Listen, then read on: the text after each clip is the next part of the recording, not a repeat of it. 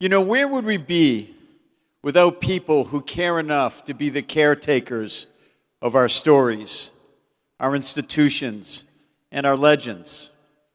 Philanthropists are sponsors who sponsor and donate and share cultural memories of our industry. People who protect our institutional knowledge and preserve yesterday and today for the future generations. Jann and Chuck Perkins are just that. They're two people that care about us. The skiers and snowboarders, builders and innovators that create the winter sports industry. They understand community because they build it wherever they go. From their nationally recognized ski shop in Burlington, Vermont, to the local, regional, and national museums they have endowed and preserved, the Perkins understand that without cultural memory, we as an industry will fade away and die. From the very beginning, they forged relationships with key people in the industry. Warren Miller used to stay at their house when he was on tour in the Northeast, doing cartoons and leaving the artwork behind in typical Warren fashion for rent. They lent their business skills to the ski industries of America. They educated their shop employees who went on to be sales reps and industry executives. And believe this, they actually turned a profit in the ski industry, something that many of us have been struggling to do for a long time. They took those funds and they reinvested them in industry, resort, real estate, and institutions that aligned with their spirits, their beliefs, and their passion and vision forward. I'm personally in awe of their generosity and their approach to the welfare of the greater good of the winter sports industry. It's an honor to have Chuck and Jann here tonight, and this video will show you what I mean.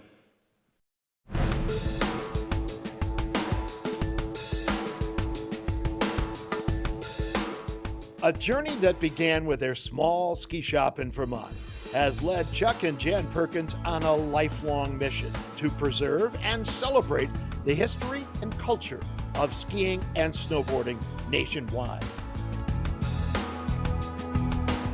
The couple's remarkable journey began in 1963 when they founded the Alpine Shop in Vermont. We started our ski shop over 60 years ago, two young people with a dream. We quit our jobs, sold our house and car, then borrowed every cent we could get. The shop's success helped the Perkinses build a legacy in philanthropy and advocacy that has touched every corner of the snow sports world. They played a pivotal role in relocating the Vermont Ski and Snowboard Museum to Stowe, redesigning its exhibits and solidifying its place as a beacon of ski history. The town of Stowe gave us a building, beautiful church on the main street, but it was condemned. We had just sold a house on the mountain road for $350,000, and Chuck the next day came home and said, "Hey, guess what? We're in business." I said, "How are we in business?" He said, "I gave the money to the museum. Now we can start building." And I looked at him and said, "You did what?"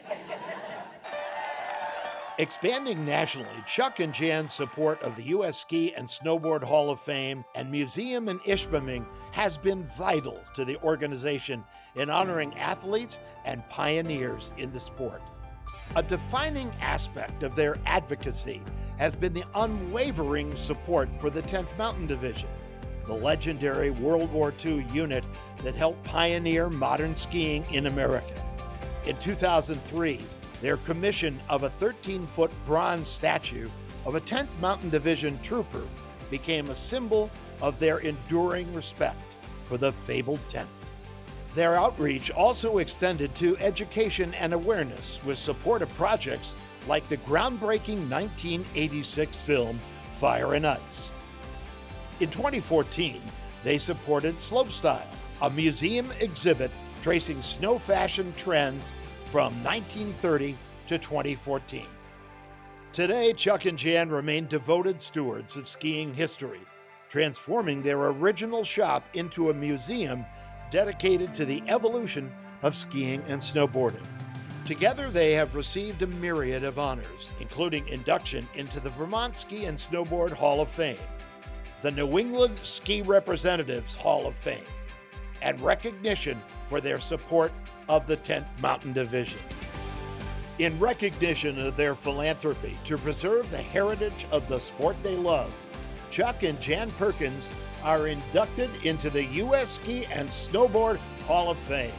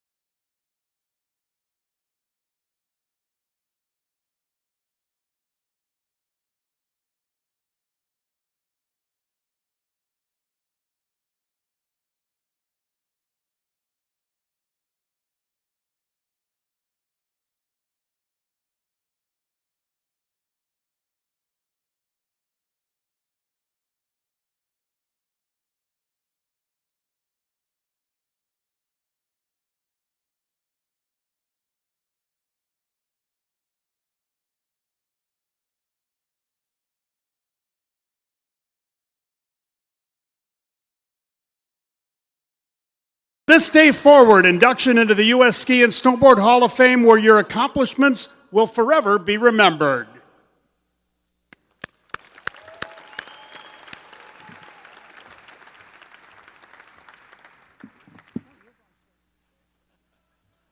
Got to decide who's going to go first here. Can you believe I met this girl for the first time when she was 14 years old? God, I hope I don't cry. I gave her my fraternity pin when she was 17. I gave her a diamond when she was 18. I married her. It's rough for me. I married her when she was 19. And here we are going to the Hall of Fame. We thank you all so very much. I have a few little comments I'll make, and then Jann will tell you a story or two.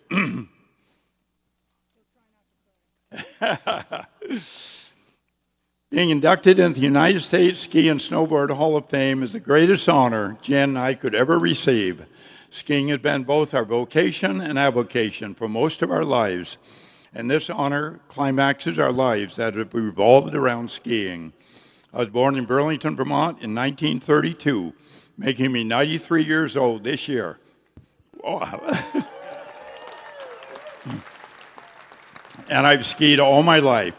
I started skiing when I was about 5 years old. I've never won an Olympic medal, but I never lost a race either. My only official ski race was a father-son race, and I beat my 8-year-old son, just barely. I immediately retired from ski racing after that race, undefeated. Our son is with us here tonight, all the way from Juneau, Alaska. Stand up, Chuck. Hate to say that up, Chuck. But he's a bush pilot up in Juneau, Alaska. Jann never had a pair of skis on her feet until we were married when she was 19 when we were just married when she was 19 years old. For Jann's first descent, I took at the top of Mad River Glen in Waitsfield, Vermont. The motto of this area is ski it if you can. Jann got down it, and she's skied all over the world ever since. I've helicopter skied in British Columbia, and I've skied off cliffs in Switzerland. Skiing is definitely our way of life. In 1963, Jan and I opened a ski shop in South Burlington, Vermont, called the Alpine Shop. It was the best thing that we ever did. It was a small shop in the beginning, with the first floor being our store. The basement was our shop area, and the second floor was where we lived. The Alpine Shop grew rapidly, and it seemed like every year I was putting another addition on it. Until today, it's over 18,000 square feet. I want to thank all the people that worked in the Alpine Shop with us and helped us along the way. Some of them worked with us for over 25 years. No one ever does anything on their own. There's always someone either ahead of you pulling you or someone behind you pushing you, and we had a lot of help. I also want to thank all the reps that guided us in the right direction through the years, and all those that gave up their weekends to work with us on our busy weekends. Jan and I had a lot of help to get us where we are standing right now. Wow. And we are, where was I here? And we thank everyone that helped us on our journey. One of the things that we are very proud of is bringing a sculpture of the 10th Mountain Ski Trooper to Stowe, Vermont. Jan and I saw the original sculpture of a 10th Mountain Ski Trooper in Vail, Colorado. It was there so that the ski troopers of the 10th Mountain Division, who fought so valiantly in World War II, would never be forgotten. Jan and I commissioned to have a second sculpture of a 10th Mountain Trooper made so that there would be a sculpture in both the eastern part of the United States as well as the western part of the United States. I was made an honorary member of the 10th Mountain Division, of which I am very proud. Jan and I have always tried to help the ski and snowboard museums, because the museums are the one that preserve, record, and celebrate the rich history of skiing and snowboarding. First time I ever heard the word philanthropist, or whatever the word is, philanthropist, whatever it is, I did not even know what the word meant or how to pronounce it. I still don't know how to pronounce it. Jan and I feel that we are only doing what we can do and what we want to do, because the sport of skiing has been so...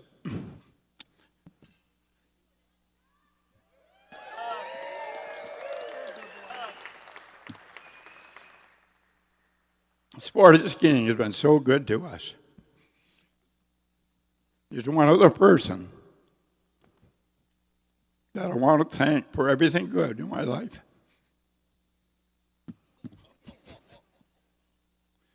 That's my wife, Jann.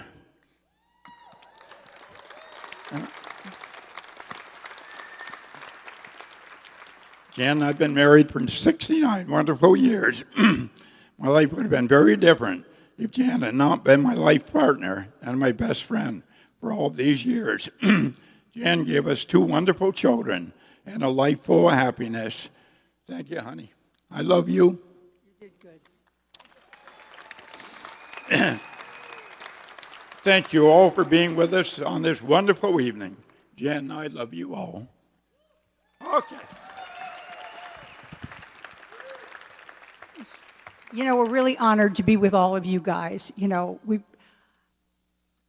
skiers have always been our best friends. It's a small community, and everybody's wonderful, and they're all so humble.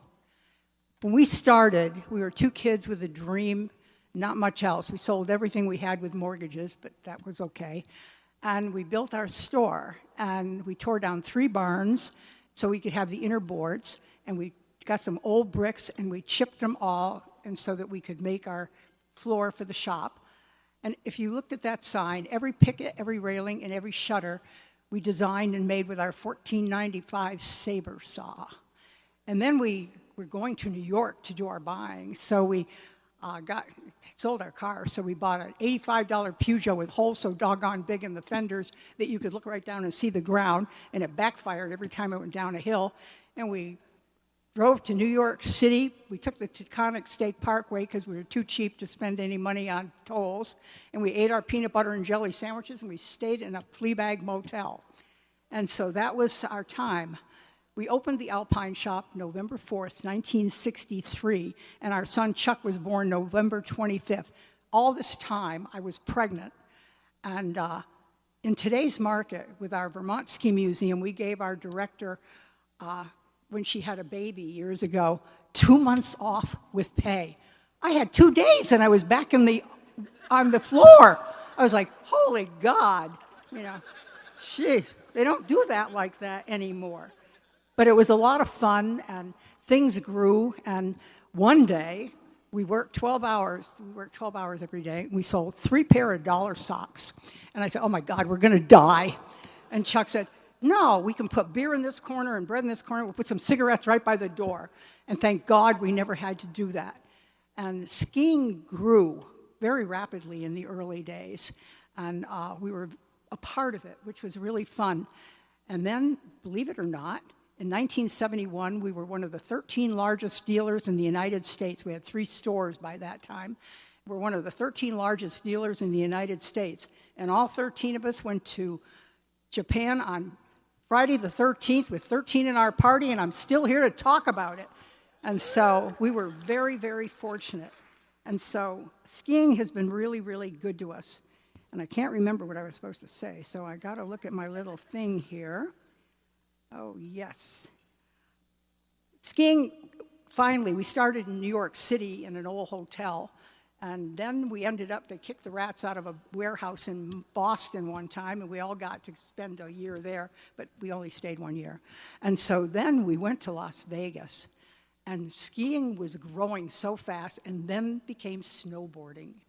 And in the early days, the ski shops they were very dignified, and they all wore sport jackets, and all of a sudden, they had snowboards, and they were mortified.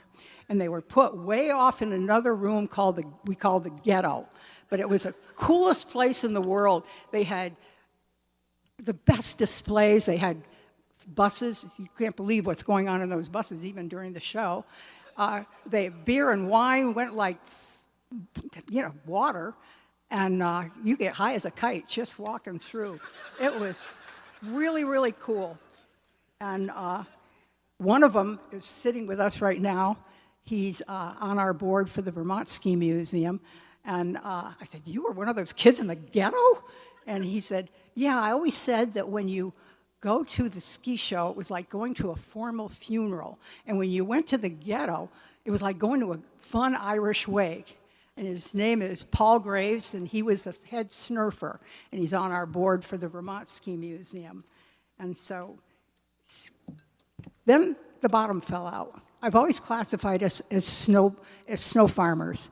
All of you probably know that signal that we all were in here. Life is good, life goes on.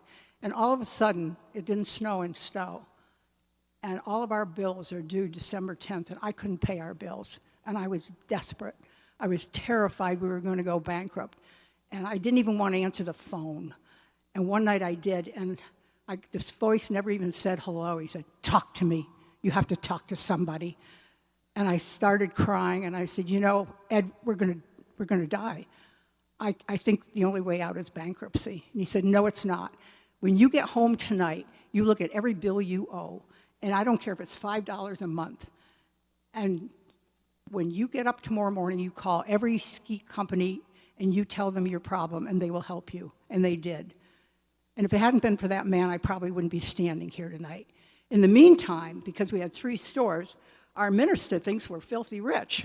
So he came over one night and he thought it was time we should start tithing. 10% of 0 is 0. And so, but then in '88, the ski museums started coming in, and the Vermont Ski Museum started in 1988, and Chuck was the first board member, and I was free. And it was in an old shed behind the Brandon Inn in Vermont, and you had to duck to get in so you wouldn't hit your head, and we walked a plank to get in so we wouldn't fall in the mud.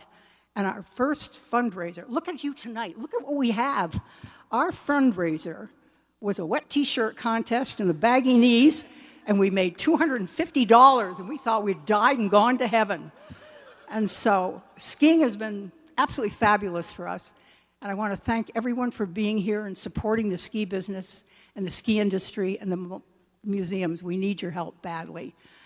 Thank you all. God bless each and every one of you, and have a safe trip home.